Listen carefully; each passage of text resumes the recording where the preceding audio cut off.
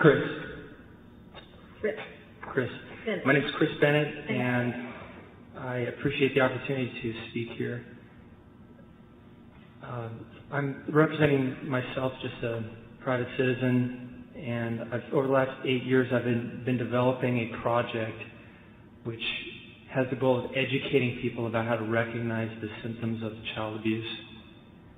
How I got onto this is, in 1999, I was volunteering for the Los Angeles Police Department in a program called the Crisis Response Team. We would get called out when somebody died suddenly to administer emotional first aid.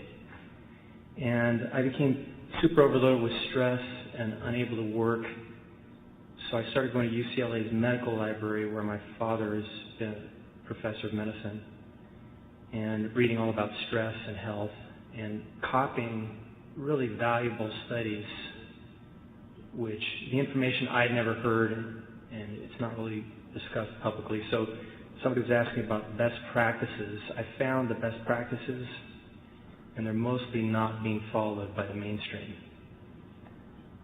So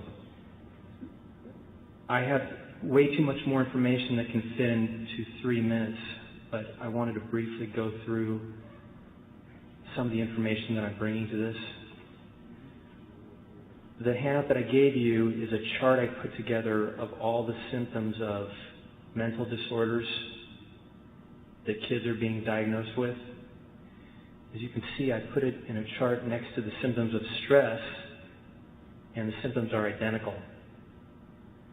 So the problem with giving people a label of bipolar disorder when they actually have post-traumatic stress disorder is that it leads them on the wrong track for treatment.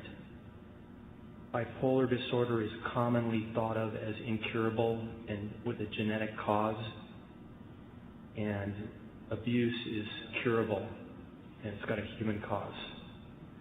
So for example, about a year ago I met a girl at Starbucks right here over on BK's and 71, and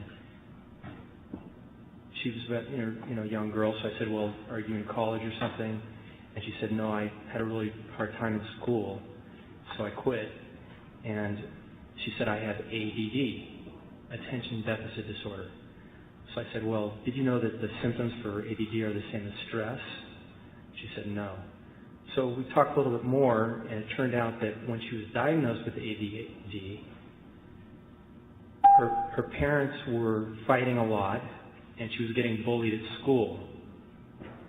So the school psychologist diagnosed her and put her on medication, but they didn't deal with the stress issues. So when I met her 10 years after that, she was still depressed.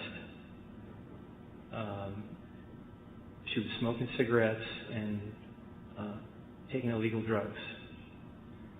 So I found a lot of other cases like this, and in the packet that I passed out, there's a lot of support for this, for what I told you. Second issue, briefly, is the Forgotten Children report draws a more urgent picture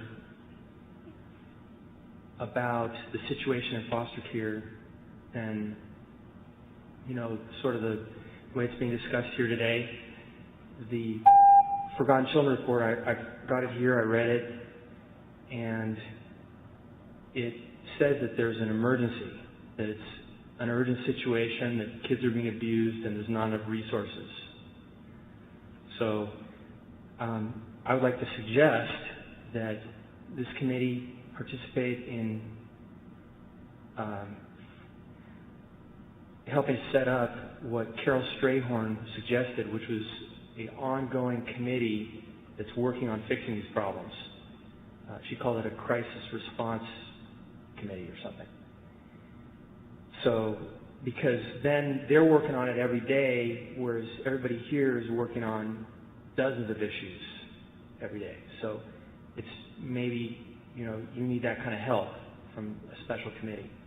So I've already contacted, I spoke to Carol Strayhorn's son, and he's relaying the proposal to her.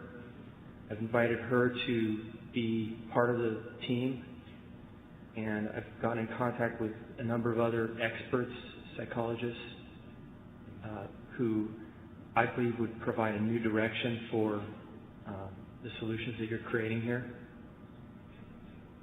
I'm going to have to ask you to wrap up your remarks. Yeah. To be fair to everybody. So I'm on a mission to end child abuse, and I've got quite a bit more testimony, so I will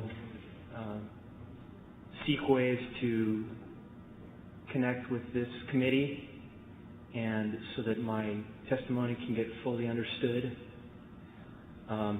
Because of my experiences, I feel that I'm very close to the pain of these children, as I'm sure all of you are. And it truly requires crisis kind of action.